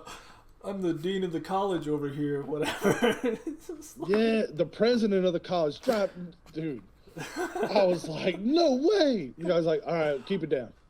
Didn't even run his license. Nothing. Yeah. So we won the lottery with like who we are, how we were raised, and the environment in which we were raised. I think that you know how there's like different levels to the lottery. Like, yeah, we didn't win the jackpot or whatever. We didn't win the Mega Millions Billions ticket, but we won a few grand off of it. Like, we're doing pretty good, you know, whatever. And maybe this is my bias here is going to show out a little bit, but it's one of those things. Like, I just feel like anyone born in this country kind of won the lottery. Like, compared to where else you could exist. Like, where else you could exist? Because I mean, if you look at it globally, you know, you talked about the poverty level earlier, and it occurred to me then, but like on a global scale, the poorest people in this country are in the top 1% of the world. So just from the nature of where we live. Can we just talk about that? So that's such a fallacy-driven thing. So the United Nations says the poverty level is $1.90 per day.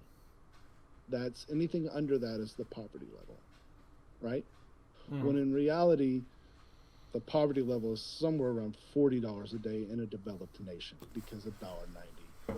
Right? Does that make sense? I think it has more to do with currency transfers, but currency rates. But right. But that's the gist of it. Is they're saying $1.90 is anything over that per day. I don't know what that equates to a week or a month. I don't know how to do the math, but anything over that is you're not in poverty. You're doing fine. And so when you say things like anywhere in the world, you know, or capitalism has brought more people out of poverty in the world, right?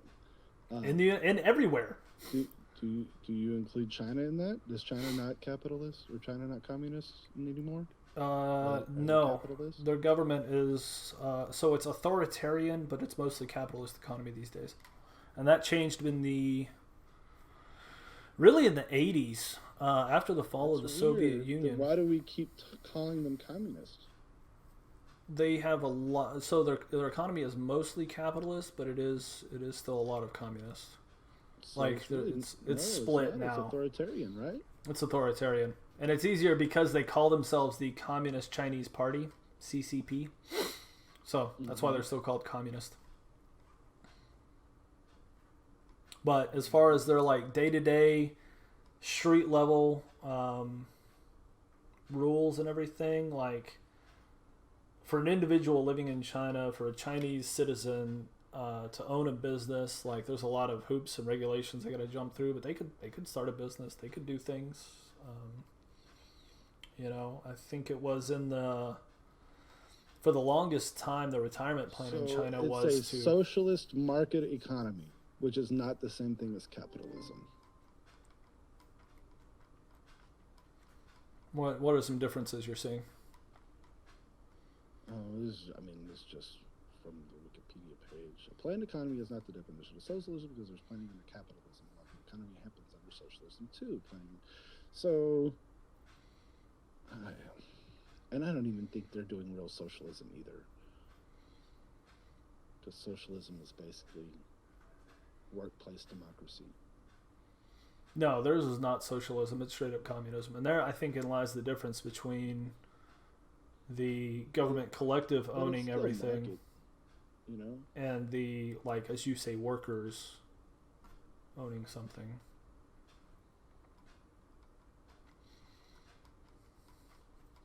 But you can have communism and be a market economy. That's not the same thing as capitalism. Being a market socialism or market communism is not the same thing because you're participating in the markets. But you can still have communism where it's like, you know, everything is owned by the state. Does that make sense? So all of their major, all of their major companies, like Chinese companies, have government party members on the boards. I don't know if they're legitimately governed by the government, like the ruling board of, say, like Tencent or Huawei or one of those big name companies. They do have presiding members of the Communist Party on the board, and it might entirely be made up of Communist Party members. I think in order to do a socialist, like if you really wanted to really do socialism, where the labor control owns their labor, where they own it, like anything that I produce is mine. I have a part of this. I get a piece. You would still have to have a market, participate in global markets, because you still have to produce and you produce a surplus. It's just you get to decide as a, you know, as the force of labor that creates the surplus. You get to decide what to do with the surplus instead of your boss or your CEO or whatever. Mm-hmm. But I don't think it works without it. And that's why China, I guess, decided to participate in the world markets. And that's why they partnered with us. I mean, what year was it when they brought Coca-Cola over? I don't know what year that was, but I know the reason why they started to participate is they were starving. Yeah. And they looked at Russia and they saw the collapse of the USSR and they said, oh, they couldn't eat and their people revolted and just stopped paying attention to the Soviet government. We probably should feed our people. Yeah. Hey, can we buy those soybeans? Well, that's the participation, because again, you can still have communism, just, you know, participating in the global markets is not capitalism. It's just you can't set your own, like, market within your own country. It doesn't work in the world, I don't think. Not with 7 billion people or whatever it is, or a billion. Yeah. However many they have in China, it's like a shit ton. 1.2 billion or something like that. I don't know. It's a lot. I don't know. I just like I don't know what we were talking about, how we got to this. I am the driver to get off rails. I swear, it's me. It's all me. It's always you. I take us left. So we were going to mention this policy here. And I mostly just thought it was interesting, and the only reason I sent it to you was this statement here. It is the policy of my administration to address overlapping forms of discrimination. And I think this ties in more with the definition I gave you. And how... So here's my basic thing. Like, okay, we can recognize the struggles of an individual, and we should, right? And we should be compassionate individuals, and we should... Like, as humans, as Americans, take a look at our fellow citizens and just say, hey, look, I recognize your struggles. I don't think you're the devil. I don't think you're some animal or whatever. You know, it just kind of be a decent person. It's like being a person, and we've forgotten how to do a lot of that. What I don't like is... And I've said this to another friend of mine, where it's like you can't legislate somebody to be nice. Like, you can't force somebody to be nice. And talking about China, their social credit system is really the closest way that they've come to try and, like, force people to be nice. And it just comes off as, like, horribly authoritarian. Yeah. That's what this strikes me as, right? This strikes me as a method of what the right would mockingly say the oppression Olympics, and, well, you know, I'm a black man, so I'm oppressed. Well, I'm a gay black man, so I'm more oppressed. Well, I'm a gay, black, lesbian, transgender, and the list goes on and on and on, and they can keep adding. I just think that's a caricature. It is a caricature. It's absolutely a caricature. But that's one that your side created. The caricature is something that y'all created. Where people aren't people. It's not an oppression Olympics. That's what Ben Shapiro and his fucking ilk and that whole thing. They created that. You know when it started? Just because you can. By who? It started at Occupy Wall Street.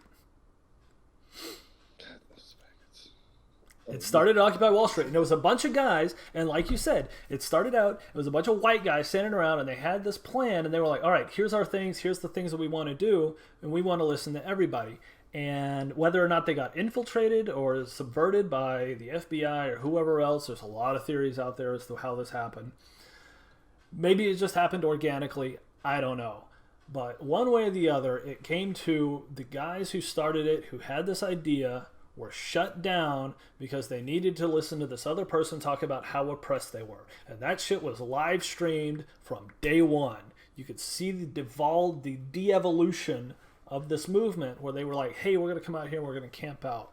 It was really the first time that the Black Bloc started with the violent anarchist guys going around smashing things. And the guys who were started at Occupy Wall Street and the actual organizers of that movement didn't want those guys around.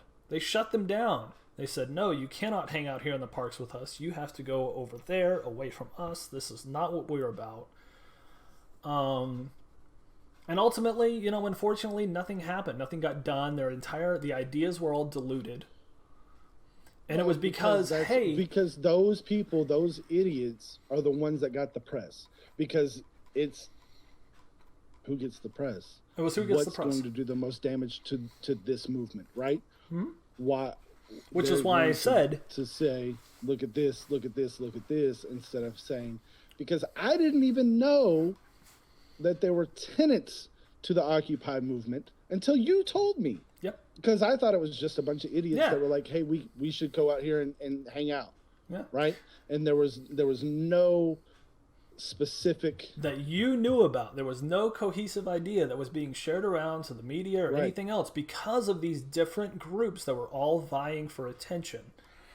And in their meetings that were either some were live streamed, some were not, they would have people like, hey, you need, and this, I'll never forget it, where there was this guy talking and he had his ideas, he had his list of things that he wanted to do, they published it, this was the original list, and he was told, sit down and shut up, there's like this like oppressed woman over here talking and you need to listen. And she didn't really have anything to say, but they wanted to let her talk.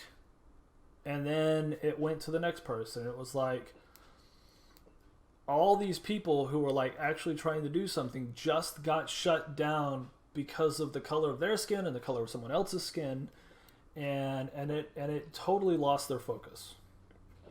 So I agree that identity politics is stupid. Like, if that whole thing is ridiculous.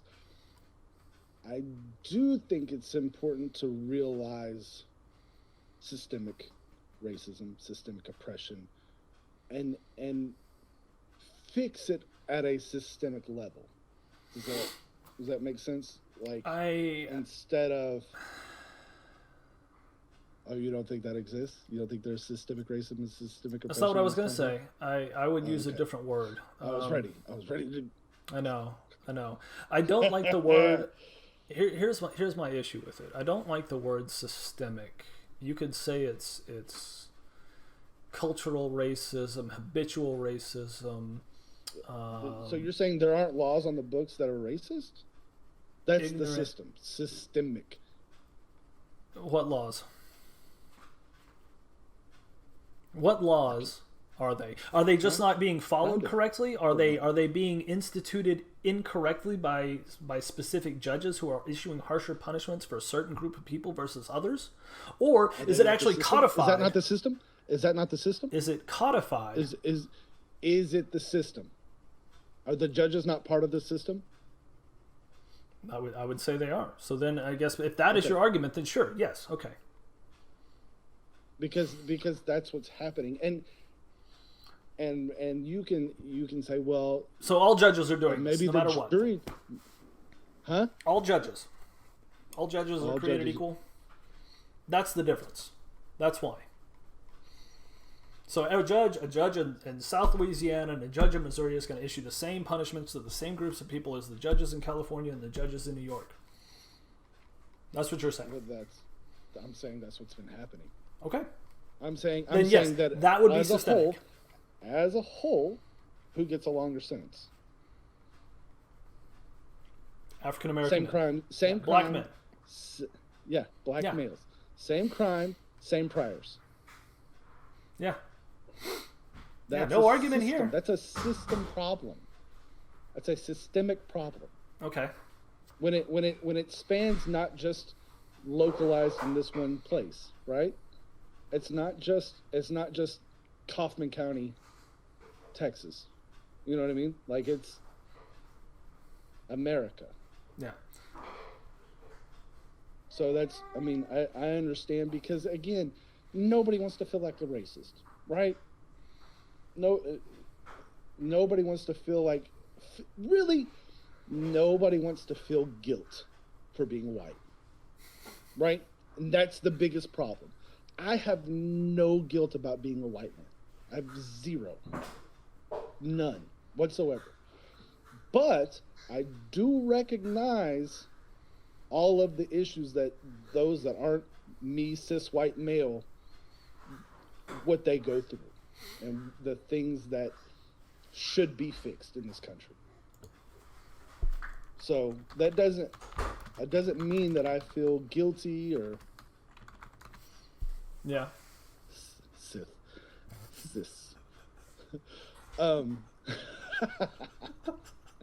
That's funny. Do you see what I'm saying? Like, I think a lot of people conflate the two. Like, there's no reason for me to feel guilty about how I was born, just like there's no reason for them to feel like they struggle because of how they were born. You know what I mean? Like, that's the issue. I think is that it exists. So then, what do we do to fix it? How do you? Yeah, exactly. That's the question, right? So it's I have acknowledged that, and I'll agree with you. Like, the judge's evidence is overwhelming. If you look at the populations, it's 70% African American men in prisons, right? Like, so that's ridiculous. That's absolutely telling. But I also think the problem stems from poverty. Because there's a direct correlation between poverty and crime. I think it's a lot more insidious. insidious. The poverty problem. I think you fix the poverty problem in this country, and that helps a lot of the crime problem in this country. Sure. I think there's a bigger problem with the revolving door that exists in the prison systems, private prisons. There's so many problems, and I think we'll agree on all those things, right? The issue where, like, we don't have any form of rehabilitation in prisons. It's just holding cells. Well, and I think another thing is, a lot of my side loves to look at Scandinavia as an example. And because their prisons are, like, super nice. Apparently The Hague is, like, super nice. I don't know. Like, I've heard that. I can't tell you. But you're gonna get arrested in Scandinavia? Just check it out. But I'm saying, like, they're I'd have to go visit. But we love to bring up Scandinavia. Like, and then the right, or those arguing with them, love to bring up the homogenous culture of Scandinavia, population. Yeah, that's 99%. Yeah, where they're mostly white. Yeah. No, and there is something to be said for that, because this is the only place in the world that tries to meld everything together, right? Yeah. Like, we're all trying to live together. We're all trying to figure it out together, and which is why it's hard. And yeah, it's really difficult when you try to do that, but that's where the recognition comes in, I think, where you have to recognize that people are different, but that doesn't mean they're not people. I also feel like we have to realize that prisoners are people. When you commit crime, that doesn't take away your humanity. And so I think that a lot of the issues, with people getting killed by police, with the prison population, even prisoners not being allowed to vote. Yes, that's an unpopular position. Props to Bernie on that one for sticking by your guns, even though you knew it was an unpopular position. But we have to realize that they are still humans. So when you put them in these for-profit prisons and then they go to work on these farms, you're dehumanizing them. That's part of the process of dehumanizing and putting them in these for-profit prisons. At that point, it's essentially, it's not even essentially, it's straight up slave labor, as far as I'm concerned. It is absolutely slave labor in America, and we let it happen because we've dehumanized criminals. I think that's part of the propaganda.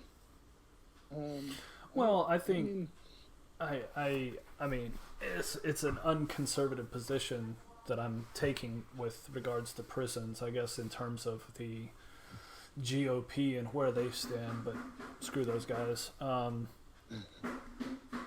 They're part of the problem too. They absolutely are. They all are, as far as I'm concerned. Establishment, right? Yeah, that's establishment. They're still part of the establishment.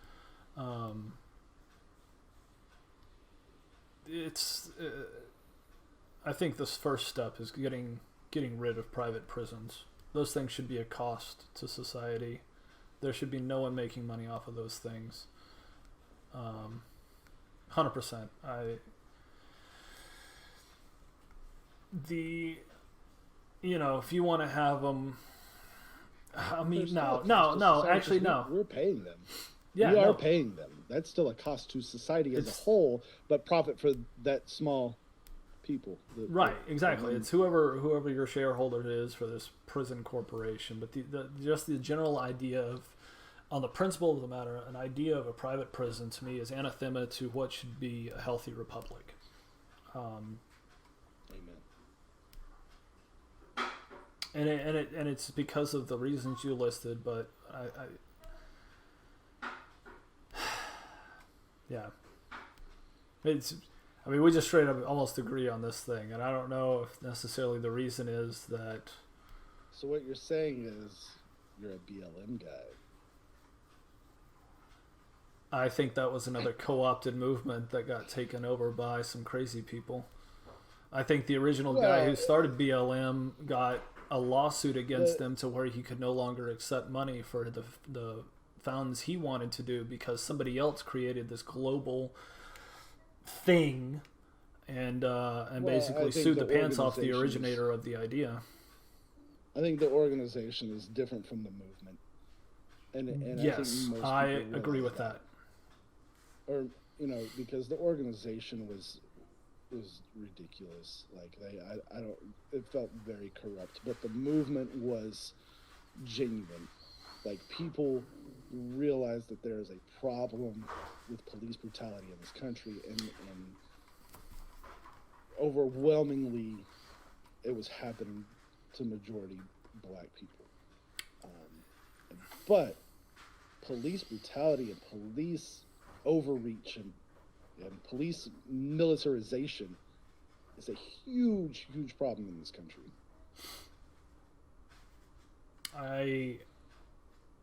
We've talked about this before. What did you say? Yeah, we have. No, yeah, of course we have. But I said you're a BLM guy, but I was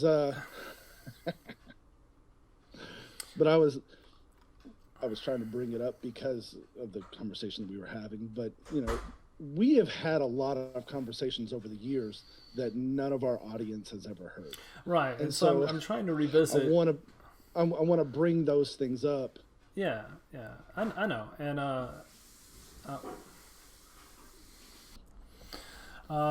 technical difficulties, lost the call. You were making an excellent point about Black Lives Matter and how the movement is different than the organization, and you were railing on the evident corruption of the movement, or what you had perceived as that. I can adjust this a little bit. So you remember when I was telling you that while you're doing that, remember I was telling you that we were moving furniture upstairs? Yep. So the TV stand that was in the upstairs living room, we moved it into the teenager's room. And so now the place where the Wi-Fi box is, all of that stuff, there's nothing there right now. Now we're going to put stuff there, but the kid just went and... The wife is at IKEA right now getting crap to put there. And we're going to float it on the wall so it'll be up high where they can't get it. But he walked over, basically flipped the switch on the power strip, just turned it off. Turned it all off. Awesome. We do need to go ahead and wrap this up today, and we can pick this topic up next week. But I'm ready. Did you have anything to add? I was trying to recap what you said.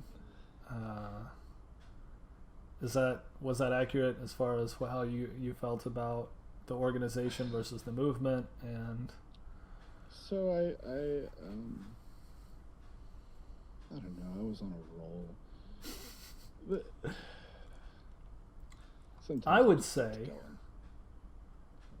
but the movement is different from the organization, and the organization is more to the point was that the movement was genuine, and that people were angry. People were angry, yes, and I feel like it was a missed opportunity. It always is. And it always stems from people trying to take over a thing and create something or make money or right. What it is that they're trying to do. Right. If the issue is, and I agree with the issue, I think the issue stems from police brutality and not being held accountable. Yes. Yes, because it's the not being held accountable bit that I think is the driver. Right, and that's it's a difference between. So I did a little bit of research on this one, and there was a schizophrenic white guy who basically died of the same causes as Floyd did. He had a cop kneel on his back for about 14 minutes. It suffocated him. And the difference... So it wasn't, nobody tried to charge a hate crime at all. There were a bunch of white guys or whatever, and they killed this guy. But the two officers who were involved were basically videotaped, and you can go and find this on an ABC News feed or something like that if they still have it up. And the two officers were filmed laughing about it and everything else. They went to prison. They were both charged with murder.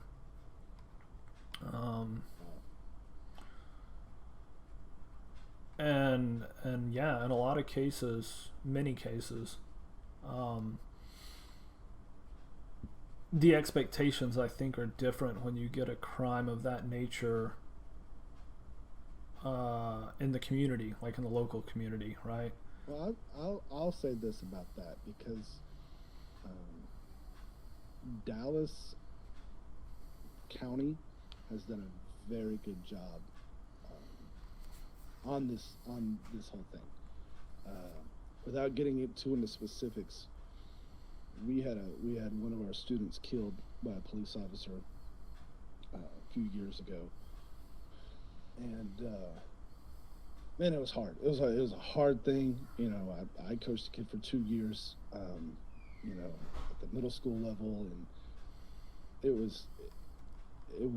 He was the one of the kids where when I heard about it, I was like, what did he do?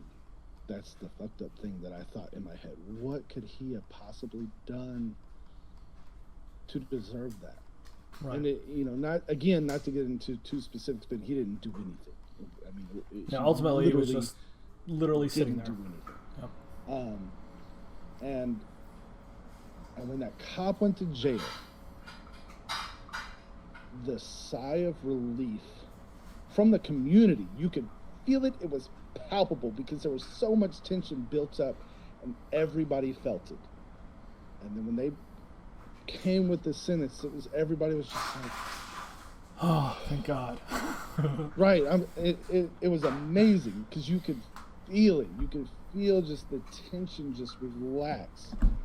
And I think that's probably the biggest problem is the not being held accountable and hiding behind the blue line or whatever, and the other police not holding these people accountable. I think that probably pisses me off the most, because if I see a teacher and they're diddling kids,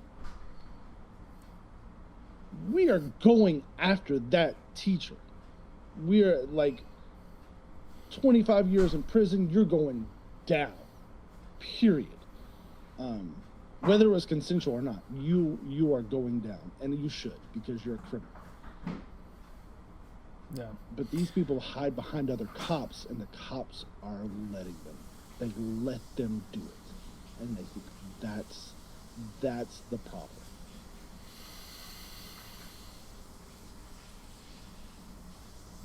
Yeah. So I agree with that. Yeah. I think we're about out of time. About out of time here, and yeah, my kids are they're all waking up. Yeah, like I said, we can talk a little bit next time about the what I think is kind of the missed opportunity, and then jump into your shirt for next time. So sweet, I've been waiting. Stay tuned. Thanks for watching this episode of BroPartisan Hacks with Rhys and Rob. We really, really appreciate it. If you like the content, please like, subscribe, and share. If you have a topic you'd like for us to discuss, drop a line in the comment section below. We're really excited about this new channel, so check back for weekly updates. Rob and I both have day jobs and families, so we only have these weird times that we're able to get together to do these shows. That is, until you guys realize that this show is awesome. Then we can do it every day. We are getting better, and we hope to produce quality content as often as we can. Again, thank you again. Oh, shit.